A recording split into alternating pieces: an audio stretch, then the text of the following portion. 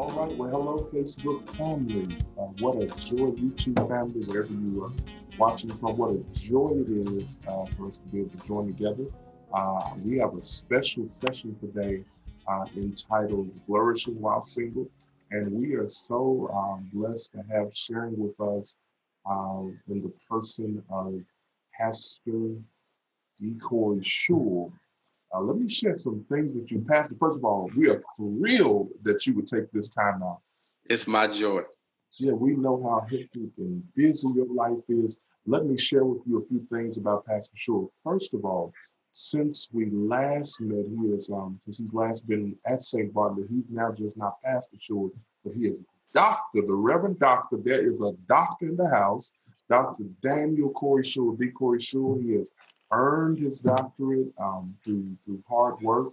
Not just that, but you know him as an author, as well as that, he is the pastor of the Burnett Avenue Baptist Church, which is a thriving ministry by all metrics, a mega church, and is doing mega ministry there. Also, he is on the school board, a school board member there in Louisville.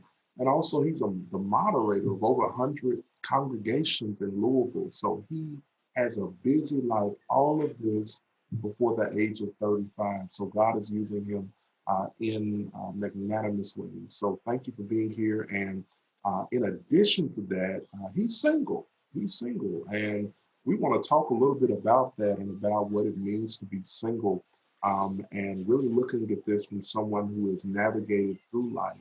But Pastor, I want to begin the conversation with how you're single now, but you were married before. So can you talk about that, like what life is like after divorce? And because there's a lot of people who have experienced divorce. Literally, just about half the people who get married have experienced that. So, can you talk about life after divorce and kind of what that looks like and what you're dealing with?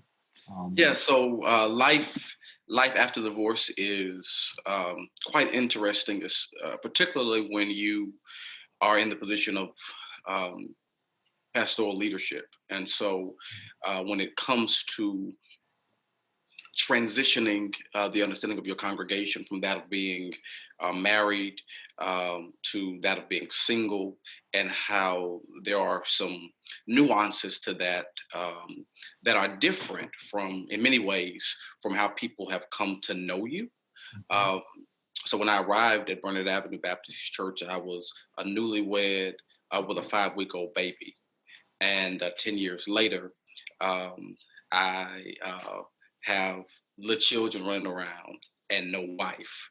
And so for people who have been with me for the entirety of those 10 years, it required a bit of an adjustment to help them to see me differently. So life after divorce, I think publicly, it comes with a few challenges as it relates to helping people to understand that divorce in many ways can be an evolution for certain people and for certain couples. Certain couples just may not be able to make it last forever. And we need to create space in our churches for that understanding. And what I found in my church is that once I went public with the divorce, and once I began to talk about it, people who have been married for 40 years started coming to me and talking about how it was their second or third marriage, how they had a starter marriage, and everybody done forgot about it now. God gave them grace to, even after divorce, find grace to remarry and to continue with life. And so I found freedom in that. I began to realize that more people understood what I had been through and what I was going through than what I previously thought. And so there was public nuances of life after divorce, and then there are the personal nuances of life after divorce. And so for me, I think I would identify them in three ways. There was retrospection, introspection, and expectation. Retrospection, in that I spent a lot of time, really saying, if I knew then what I know now, I would have done this, this, and this differently. I would have handled these circumstances in a different way. I would have just gone about life a little bit differently. And then introspection, I've spent a lot of the aftermath of the divorce, thinking about what's in me that's preventing me from being the best me that I can be. Because in a relationship that ends in a divorce, there are two people at fault. There are issues on both sides, and so I've had to become introspective about those things that are within me that may have prevented the relationship from being as robust and as successful as it could be. And what I wanted to make sure is that I did not repeat in my future the same patterns and mistakes of my past, which I think a lot of people. I was talking to my therapist one day. I was trying to make some decisions, and I was talking to her about some relational matters, some relational decisions, and she said to me, often people end up getting divorced a second and a third time because they keep marrying the same person in Wow. a different skin. And Wow. so I had to go through a process of introspection and begin to ask my questions. What kind of people am I attracting? What type of people, what type of person can I live with? What is it like living on the other side of me? How is that um, difficult? How is that sort of undermining my goals for a successful partnership? And so, yeah, that retrospection, that introspection, but then expectation. And so, really beginning to think about what it is that I want out of life. And so um, I'll be transparent that, and so I've been divorced almost 5 years, and I've actually been separated, I think, 5 years totally, and so divorce is coming up on 5 years. And what I have, and my truth is that those early months of that divorce, I went through a depression. I went through a really dark season. You're familiar with that. You were one of those. You're probably one of two people who really knew, matter of factly, what I was dealing with at that time. And let me say publicly, thank you for all the times you called just to check on me. You called on Sundays and said, "Get up and go preach." For all those times you wouldn't let me quit, because when you go through, when you are a public person, dealing with such a severely private matter as a divorce on the public stage, you don't want to talk to anybody. You don't want to be on any stage. You don't want to go talk about Jesus, Paul, or nothing. That you just want to climb crawl into a dark room, close your blinds, and not come out. And so I'm thankful for your friendship that kept reminding me that I was just walking through the valley, but there was a mountaintop that awaited on the other side, and you were a true friend through that. But I went through a depression, and once it was something happened, I was fine going through the divorce, like the actual stages of drawing up the paperwork and all that type of thing. But it was once the paperwork was signed and everything was official and over, that I kind of crashed and went through a moment of depression. And I think I was living in a thick cloud from, if I remember correctly, from like July, really the last week of June. And I remember it because I went to the Full Gospel Baptist Church conference in Orlando, Florida. And while there, this heaviness just hit me. And it lasted pretty much until the end of September of that year. And I think I struggled with it intermittently between that time and the end of the year. But I made the decision um, during that period as I was fighting my way out of depression, that I was not going to allow what was happening and what had happened to blind me to expectation for what could happen. And so I began to, um, I took out I had I always keep um, a pack of post-it notes on the bedside, on my bedside table or in my bedside drawer. And I took that out and I just wrote some things that I wanted to accomplish. And some things I wanted to get done as I began to look at the future. And that is what began to pull me out of that moment of depression and help me to pivot to living with a spirit of expectation. So Absolutely. yeah, I would say retrospection, introspection, expectation um, are three of, I guess, the pillars for what it means to begin to construct a life post divorce. Right. Now, thank you for that. Now, people go through really like can go through some dark seasons like you went through. You kind of mentioned about your therapist. And I just want to talk about that a little bit about, the value of that, being able to talk through that season. Person, I've got a therapist and I got a spiritual director. Those who kind of help me. But can you talk some about the value? Do you see any value in that having gone through it? Maybe even selecting the right person to kind of help you through those difficult seasons. Can you speak something to that? Yeah, so I think everybody needs a therapist. Um, Therapists um, are critical to making it past those difficult times, and I think often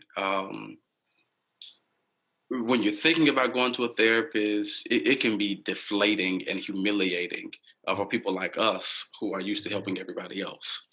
I will never not have a therapist again because I am just it has made a believer out of me just to have a safe space to talk things out, to talk things through.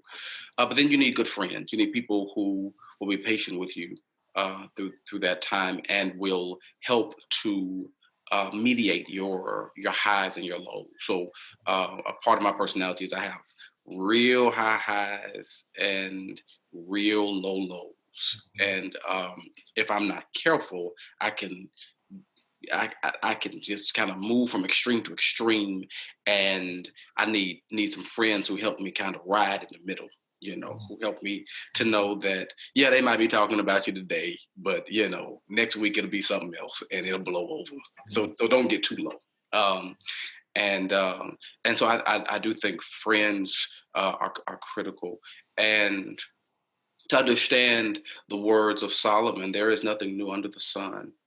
And because there is nothing new under the sun, we need to really be gracious to ourselves and embrace the fact that we're human. And as humans, we rise and we fall. But a saint is just a sinner who fell down and got back up. Amen. Now, there's some people out there that's single and they've been divorced or they're just single. Mhm. And they want to date. They want to find a significant other, and they might be dating. Can we talk a little bit about what do you think are some bad reasons for wanting to get married and desiring to be married, kind of dealing with that discontentment? Can you deal with that some? Yeah, one bad reason to get married or to want to get married is for completion. You need somebody to help you be something or help you do something. I think that's a terrible reason to get married because you can marry the perfect person who has the perfect skill set to help you do whatever you think it is that you want to do, and then that person could tragically fall ill or to tragically pass away, and you're back at ground zero. You don't marry because of completion, which is, I think, one of the fallacies that we have perpetuated in the church for many years. That you marry someone only for completion, which in many ways reduces a person to what they can do, what they can contribute. as opposed to embracing a person because of who they are. So we've got to be cautious of inviting the capitalistic impulse into our relationships, because in the final analysis, money can't buy you happiness. A person's skill and know-how can't create any fulfillment long term. There has to be the meeting of two souls. There has to be the joy born of two sets of eyes looking at the same flowers and being able to share a smile as a consequence of that. And so I think we've got to be very careful to reducing potential partners to what they can do, because we want to be completed in that way. And so I've heard people say, "Oh, I want to be I want to I want to begin to buy homes and flip those homes and sell those homes, but I can't do it until I find somebody to do it with. Until I get married. I want to have somebody to do things with. No, don't wait to buy your house before you get somebody. No, don't do that. Don't do that. Go, if you want to be a real estate mogul, go on and begin that today with your own money, with your own skill. And that way, when you meet someone, you don't you don't begin the relationship with a spirit of codependence, that I have some dreams that I want to live out, but I need you to be on board with my dreams. And so that completion, and that's one thing that I deal with as a pastor. People think that I need to get married so that I can have a first lady. And what people don't understand is I don't need to get married to have a first lady. I don't even understand that whole thinking. I grew up in a church with a pastor who had been divorced, and he got divorced when I was 5, and to this day has not married again. I've never known him to be married. I grew up my whole life, got saved, got called to preach, got licensed to preach, was ordained to pastor, all in the same church with the same pastor, who was never married. I don't have any remembrances of having a first lady in the church where I grew up. And so I didn't cultivate that as a ministry model, that I have to have a woman with a hat on the second row, or a woman who's singing in the choir and playing the piano in order for me to feel like a pastor. No, I don't want a woman for that. If you wear sequins, I don't need you. I don't need that. What I need is somebody who I like when I have to be quarantined. That's what really matters, in quiet moments, in moments where I'm just being me. No pastor show, no reverend show, no school board show, no moderator show, none of that. Just Corrie.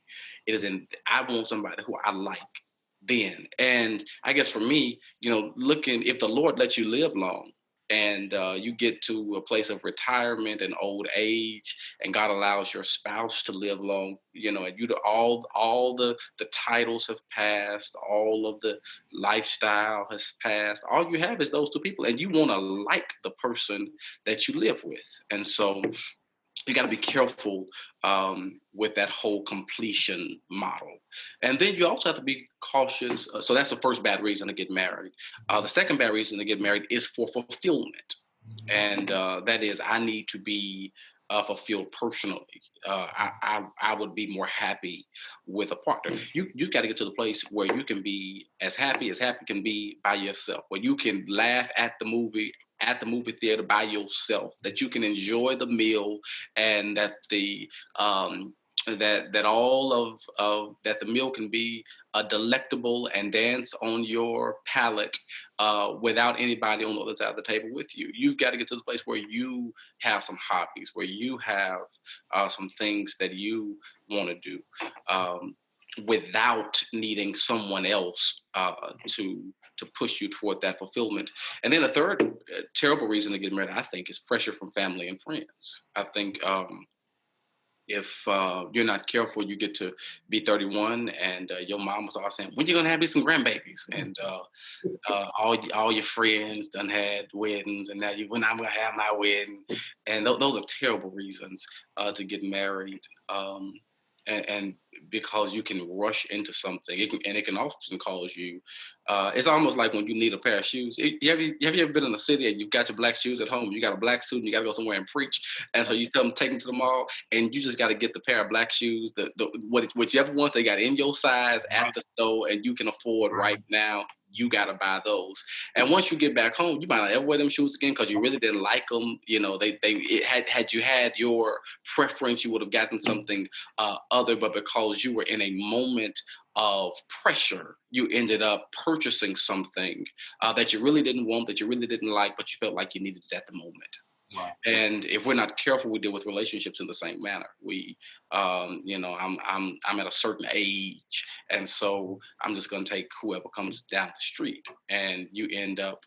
I've married so many people in my congregation who I've known these young women, and I just can't wait till I get married. I just can't wait till I find somebody. They just couldn't wait, and they finally convinced some poor fella to take them down the aisle, and they have these big, beautiful weddings, and then 9 months later, they're in my office fighting and on the verge of divorce and mad, and I'm thinking. But you just said, you know, I remember when you couldn't wait to get married, but because they were feeling such pressure, they ended up committing to someone who really wasn't hitting on all cylinders for them. And it made the marital situation that much more difficult to navigate. Absolutely. Now, Paul, you know, he really talks about being single as an advantageous, as Mm. a good thing, as his preference. But, you know, I hear a lot of people who talk and deal with singleness as if it's a curse, as if, you know, God is punishing them, as if their lives are kind of incomplete while they're single. And, you know, even in the church, we don't do a good enough job of ministering to singles where they are. We act as if marriage is the only desire or the only way of living, and everyone else is kind of less than. But what would you say to a person who may be feeling like being single is a very difficult thing to manage? Like, what would you share with them that may be feeling like being single is like a curse? Yeah. I would tell them Jesus was single, Paul was single, and Oprah ain't never been down nobody's aisle. So one is a whole number. One is a whole number, and so if you're trying to navigate it, I think that every single person needs a new perspective. That depending on where you are as it relates in along your journey of life, you may need to have a new perspective as to who you are in connection with the life that you live. So when you read, you know, we make a big to do about, you know, marriage in the church, and we should, but we also need to hold that intention with the fact that Jesus does not commend marriage at all. And the only time that Jesus talks about marriage, he says that there won't be any marriage in heaven. There won't be any brides being given or taken in heaven. Paul, who wrote over half of the New Testament, was unmarried and was very much effective in what he did. And when we look at those individuals, we begin to understand that that what really allowed Jesus to win salvation for the entire world, and what caused him to be the greatest person to ever walk this earth, and what caused Paul to be so powerful and purposeful, was because they embraced particular perspectives about their humanity as they lived out their singleness. And so every single person needs a new perspective as it relates to who am I in the context of the world that I'm living in. I'm not deficient. I'm not missing anything or lacking anything. God has me right where he wants me. And so how can I be most powerful and effective with what God has given me in the here and now? And then every single person needs necessary parameters.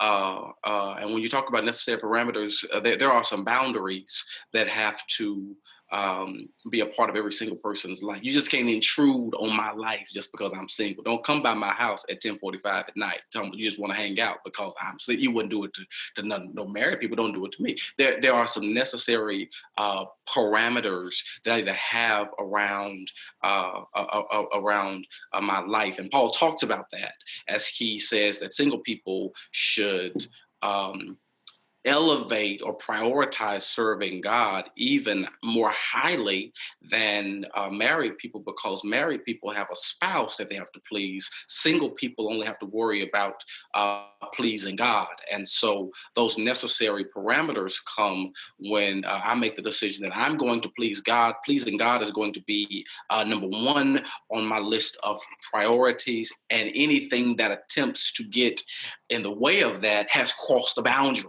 And so I've got to have those necessary parameters in place. But then, if I'm going to be fully and flourishing, a fully and flourishing single, I've got to have some navigational partners. That I've got to have some people who are taking this journey with me, and some people, both married and single, both older and younger, who are contributing to my becoming in ways that are beneficial. Those are people who speak to my purpose.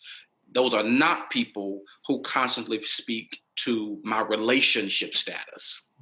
And all of us know how it is to have people who the only thing they know how to ask is, when you gonna get married? Why ain't you got somebody? Let me hook you up with somebody who I think y'all will be good together. Those are not the kind of people who you need to talk to. You need some navigational partners who understand that you are more than your relationship status. I want people who can speak to my purpose, who can speak to what God is doing in me and around me, and will challenge me to live valiantly and vibrantly into that thing. You need new perspectives. You need necessary parameters. You need navigational partners. But then you need to understand that you have noteworthy possibilities.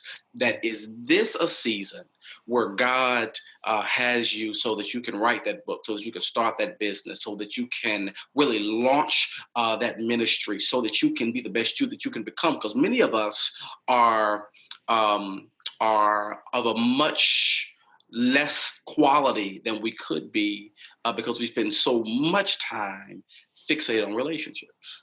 You know, we never grow to the extent that we never really explore ourselves. We never explore literature. We never explore the arts. We never explore our communities. We never really commit our energies to doing that which would cause us to be as broad as we possibly can, because we spend all of our excess energy on relationships. And this starts often when we're in high school. So we go to school, and then right when the bell rings, we're trying to get up with our boo thing. And, we're spending all of our excess energy in the direction of relationship, as opposed to really taking seriously that God created you on purpose, for purpose, and that the clock is ticking. And you don't have forever to do what God placed you on earth to do. And so we've got to learn how to do what Moses said, and number our days, that we might gain a heart of wisdom, which means that I don't need to just read the latest book on relationships, that I don't need to just spend all my time reading Think Like a Man, Act Like a Lady, or whatever Steve Harvey's book is. But I need to also be reading something that will make me a better human being, because I need to be someone that's worth knowing. Amen. Now, so I don't know a better father than you, period. Like I just don't know a better father than you. And single parenting, can you kind of talk a little bit about that, some of the challenges, or maybe a word of encouragement to those who are kind of dealing with life as single parents? Yeah, it's interesting, and it gets more interesting and more difficult as the years grow on. And so it's a very sensitive spot for me, because I love my children. I want my children to be the best that they could be, they can be. And I believe that the way we parent children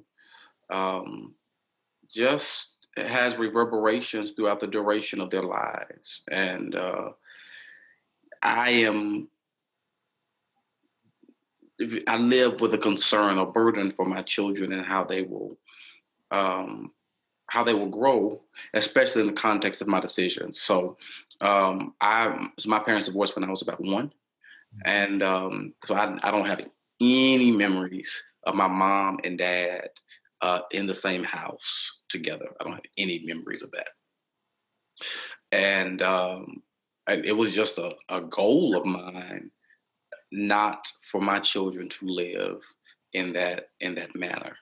Um, and you grow up and going to school and you see other parents coming up to the school, to the games or whatever together, and yeah, it just that wasn't my life, and so I wanted my children to have that life. Well, lo and behold, they don't have that life, and so um, I so admire you and Victoria, how you all are working in concert to rear Taylor, and most of our friends are all. I'm the single.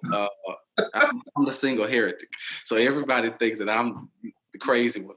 You're the third wheel. You're the third wheel. I am always proudly the third. I really enjoy being the third wheel. I don't have a problem with it. I don't get this. I'm afraid to show up on at the house, sleep on the couch, eat up all the food, drink up all the Kool-Aid.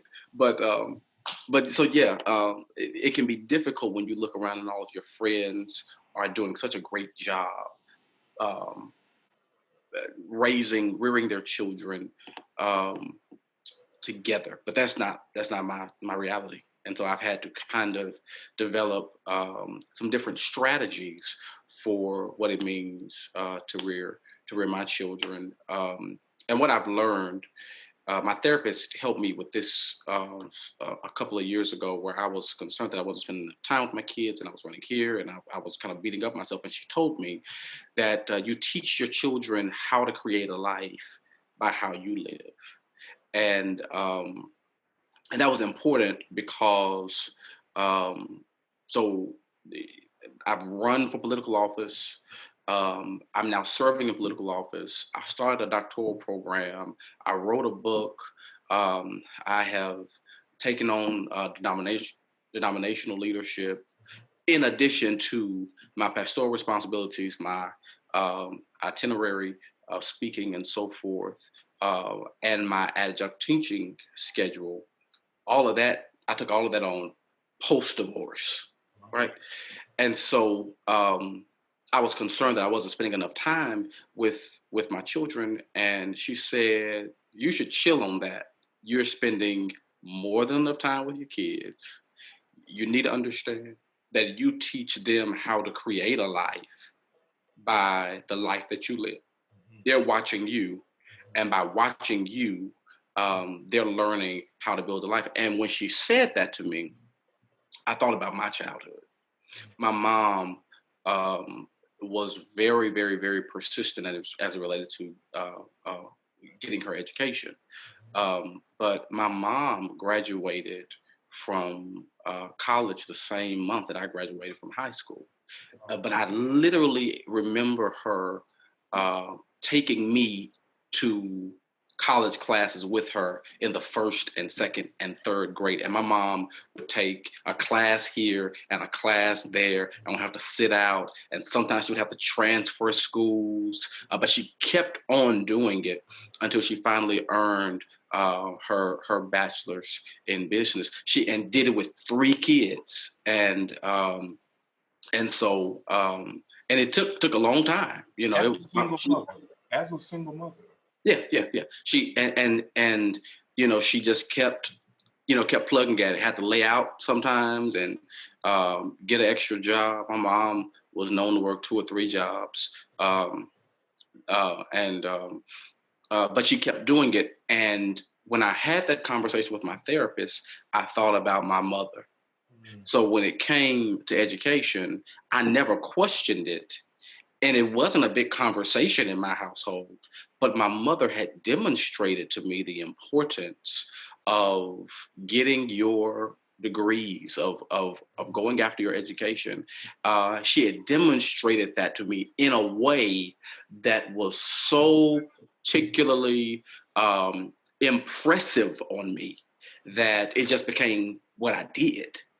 Um, and so I do think that single parents need to understand that you teach your child how to create a life by how you live.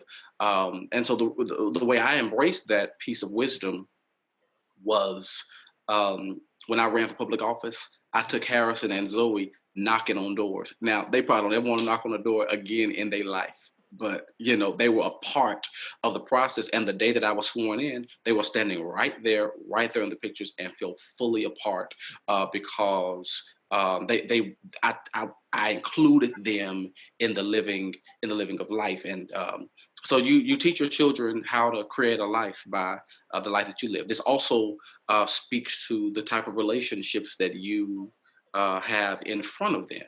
If you have a relationship where y'all bickering and arguing in front of them, you teach them the type of relationships that is acceptable. If you have a relationship where y'all fighting, that you teach them the type of relationships that is acceptable. You are teaching them how to build their relationship by the relationship that you demonstrate in front of them.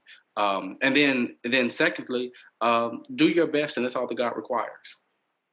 Look, you're not gonna read a book every night to them. There are some times where I fall asleep reading the book. There are some times where we don't get to reading the book. We just fall asleep watching Disney or whatever, like last night.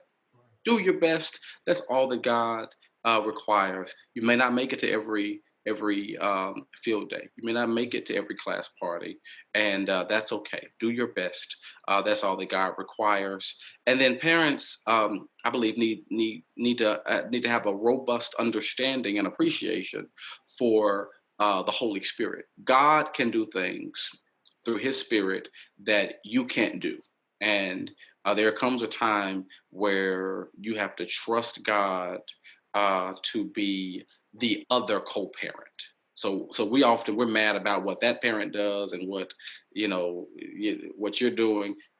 There's another co-parent, and he sits high and he looks low, and he's able to melt and mold the hearts of humans, no matter who they are, no matter where they are, and he can do it for those little children in your house. And so, what I've learned how to do is rely on God to help me with parenting the same way that the Holy Spirit helps us with our prayer life. So you remember Paul says that the Holy Spirit interprets our groans, and that the Holy Spirit reserves the right to even edit our prayers. That He speaks to God on our behalf and interprets our very groanings. And when you can't find the words to pray, that you have Jesus sitting at the right hand of the throne of God who speaks to the Father on your behalf. You have the Holy Spirit who's interpreting the tears that you shed and the groans of your heart. If God can do that, I just believe that He's able to see my blind spots and plug it in. That's why God sends other people, teachers and coaches and Sunday school teachers, and who speak into the life of your child, who also provides examples for your children to do what we sometimes miss, because God always has our back. That's why that African proverb says it takes a village to raise a child. And then fourthly, I would encourage every single parent to pray. Sometimes, kids, they grow up fast. My son is 10, and believe it or not, yesterday he was walking around the house wearing my pants, and he was arguing me down that he was wearing his pants when I was clear that those were my pants. It was clear that they were my pants because they were a little too long, and he rolled them up, but he was very clearly wearing his daddy's pants, because there comes a time where you can no longer hold children on with your hands, and you can't hold them on your hip, but you hold them on your heart. And at that time, you have to learn how to put them in the hands of the Lord. When you get to that funky, um, adolescent stage where you got all them hormones competing, and you got to lay them in the hands of the Lord and let God do what you cannot do. Now, I do want to ask about, you kind of mentioned dating some and being married and choosing a person married. How is how would you describe dating now? Compared to, because you are dating, aren't you, Dr. Shull? I don't know why you're trying to put my business out in the street. But Dr. Shull, let me ask you this: how would you say dating is different now than it was in your early 20s? Like, what what do you know now about for a person who may be dating and single? Like, what do you know now that you wish you would have known then? I really prefer dating in my early 20s. Things were so much easier. Things were so much simpler. People in their 30s come with some things that people in their 20s don't. And 40s too, right? And 40s, yeah. Yeah. People in their 40s might be a little bit better than people in their 30s, because in your 30s, you in your keep hope alive stage. But you also are, a lot of people are in the direct aftermath of some traumas that they're still processing. And so it can make it a more acutely difficult process. And then you have that pressure. Let's get married. Let's get married. Let's get married. Because I think I can give me 2 babies out between now and when my last egg goes away. So I think you have some of that intensity that you did not have in your early 20s. Yeah. Yeah. Okay. All right. Question for you now, but there's some people who are like, you know what? God bless the married folk. That's not my call. That's not my ministry. I don't need to be married. I don't want to be married. So, can you talk a little bit about um, how to flourish while still being single? Like you've been flourishing even in the midst of your singleness. You talk about that single. I guess what they call single and satisfied. I almost called this session single AF. Uh, uh, but I single and flourishing, but I didn't want to mix it up about flourishing while single. Yeah. One, make your pain pay you.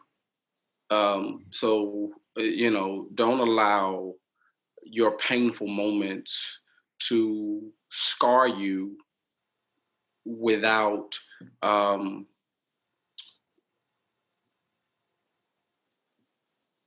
to use a metaphor, getting a new, more beautiful tattoo.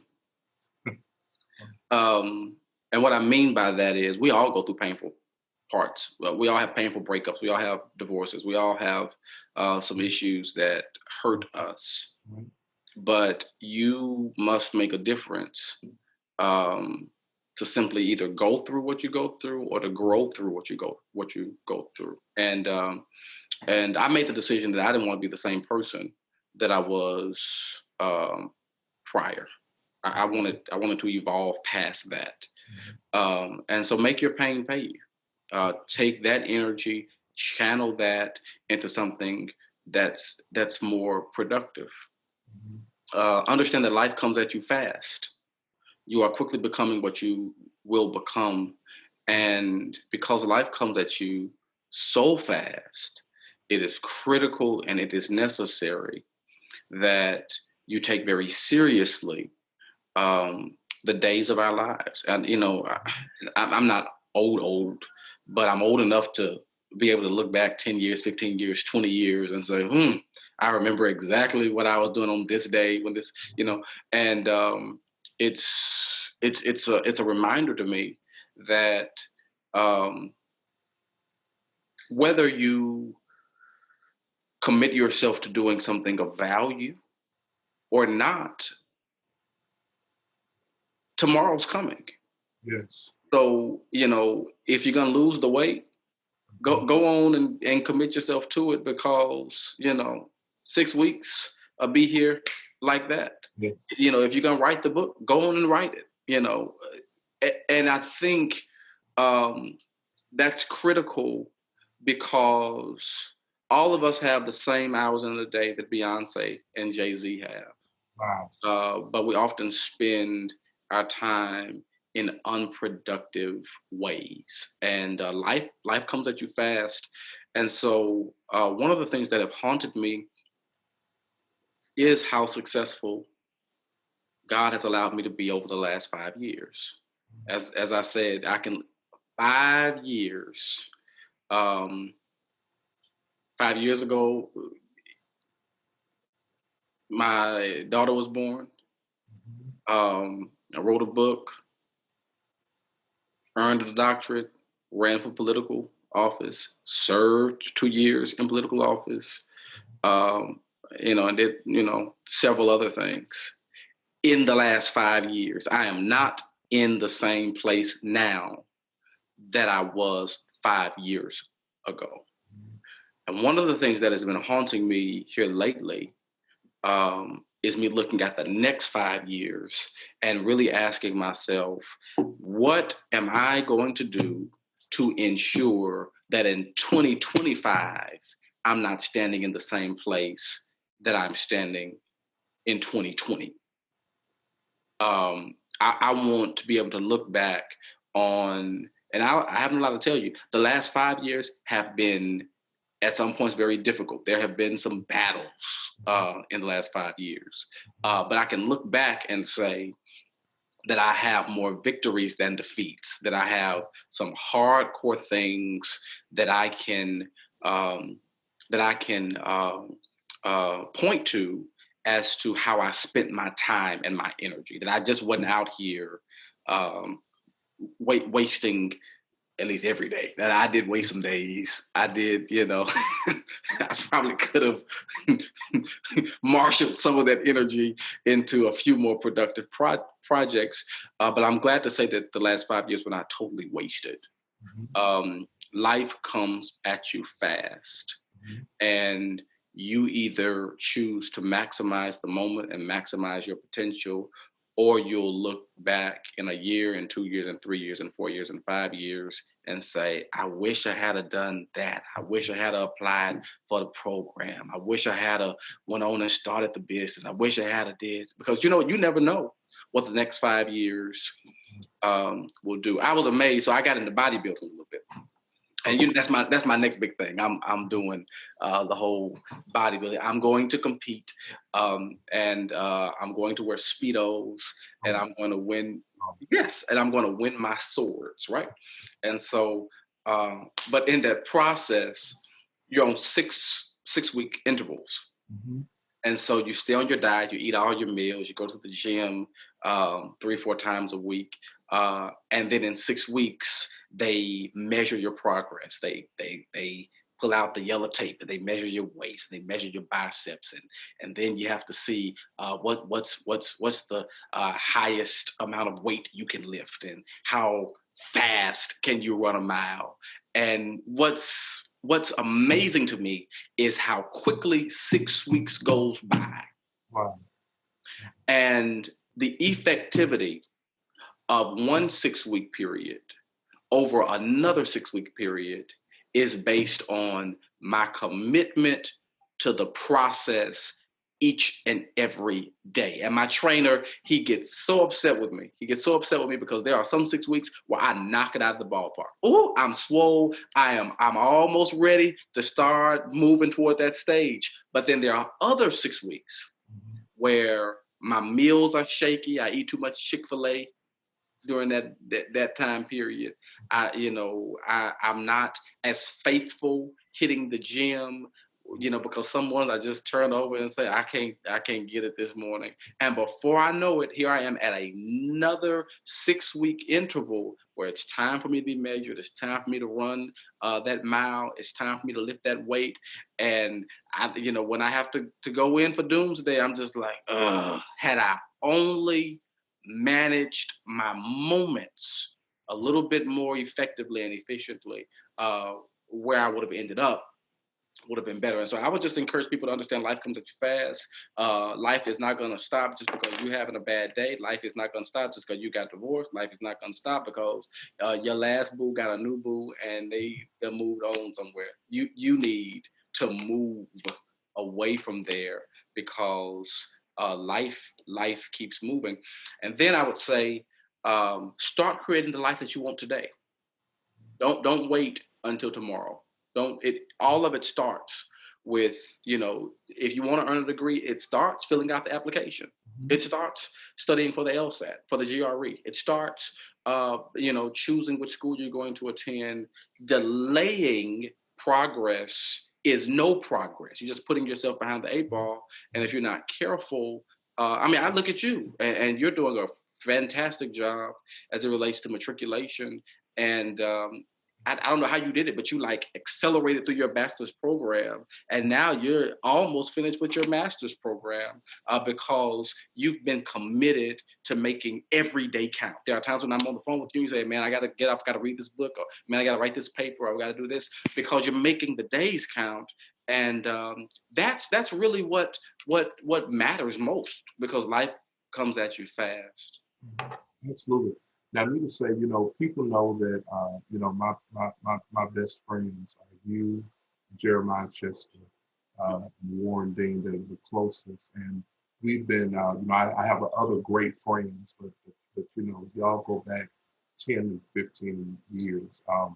And we've been there for each other during funerals, during graduations, during all the tough moments of life. We've been there for each other.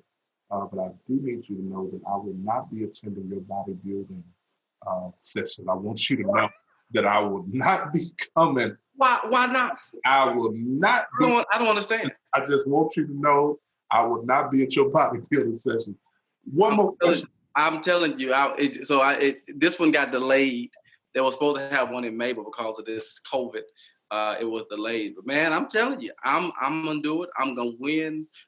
This COVID thing gonna put me back. I have not been managing my days real well, but I'm gonna get back on it. As soon as we release, go back in the public again, I'm gonna be drinking my Vega Sport, and I'm gonna be pumping that Ironman. And I know you don't want to come because you're jealous, and but it's okay. I'm gonna pray for that hating spirit on you.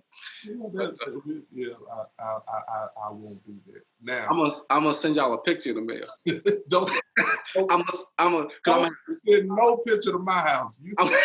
I'm gonna have posters drawn up, like you used to have in middle school. I'm gonna sign my name on it. I got one more question. So, are there any specific challenges to being single during quarantine? Talk about being single during quarantine, shut down for 2 months now. Talk about this.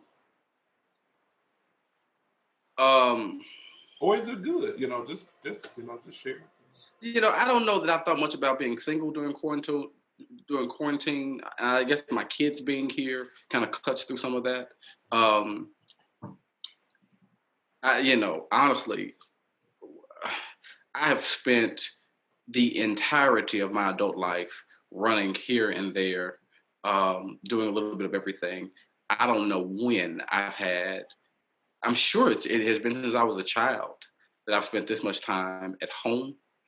And so I'm still in the process of enjoying it. I almost don't want the quarantine to be over yet. I'm like, I'm just now starting to press in and embrace this in its entirety. So yeah, I don't know that I've thought about it in that way. I don't know that I have tapped into that. I've got a lot of reading done, gotten a lot of projects accomplished. I've been productive. And yeah, I'm kind of happy. Absolutely.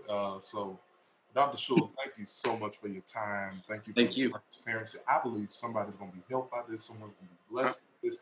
Someone's going to be encouraged by this. So, to our Facebook family, our YouTube family, we want to thank you for tuning in. We'll be having more conversations just like this. Married folk, we have not forgotten about you. We've not forgotten about you. We're coming in. We're coming back next week. I do have one more question, Pastor Shull, if you don't mind. And that is, and it can kind of be a lead off to our next session will be married couples. But you know, for our kind of group of friends, you know, you are marriage counselor, you know, and And I think y'all should really get another marriage counselor. I don't know why y'all listen to me. I don't know why y'all wives listen to me. I wouldn't listen to me. Yeah, but our wives call you, and we call you. You are a marriage counselor, and you really kind of push us to really, you know, work and do everything we can to have great marriages. And so my final question for you is, you're single, you're flourishing, but you still believe in marriage. You still believe in this, in marriages being strong. Why is it? Why do you still believe in the value of marriage? I think that partnership is of unspeakable worth. And I think that the highest way that we honor God is through mutual commitment to one other human being for the duration of a lifetime. I believe that theologically. And so I believe that marriages must be strong because marriages are the pillars of our families. They are, and they are the progenitors of our families. Let's just be honest. We wouldn't have as many kids running around if it wasn't for folk falling in love, getting married, and having babies, you know. And so how beautiful it is when those couples can navigate the storms of life and remain together to that point in life where they begin to see the succeeding generations develop, where grandchildren begin to come into the picture and great grandchildren begin to come into the picture. I think that's beautiful. Also for Black people, let's just be honest, it is an economic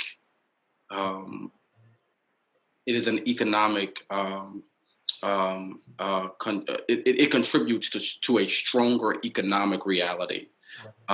Two individuals working in the same household, contributing to that household, enables debt to be eliminated more easily. It allows for greater economic viability, and I don't think that we can overlook that reality. And I think strong marriages provide a safer space for children to grow. Strong, healthy marriages are just healthy for our kids. And so I think there are many reasons that we ought to fight for our families, we ought to fight for our marriages, and married couples ought to do the best that they can to maintain their union and to make their union strong. But you must realize that marriage is for losers. And if you're not a loser, you know, you're not going to be successful at marriage. You got to lose grudges. You gotta lose keeping record of wrong. You've got to lose selfishness, and you got to lose a spirit of entitlement. You've got to lose sort of needing to be the number one on the list of priorities, and you've got to learn how to put the needs of your spouse in that number one position. And at the end of the day, marriage was created by God to make us holy. It is a sanctifying tool in the lives of Christians. And so So yeah, I think there's great value and great worth in marriage, and certainly I do pray for my friends and for all married couples that I come into contact with to have strong marriages. It's actually a fight in my church because we do a lot for married couples. I'm always trying to do something for married couples because I believe that it's that important. Now my singles say, you don't ever do nothing for us. You don't ever talk about being single. And I be like, yeah, because y'all gonna do whatever y'all gonna do.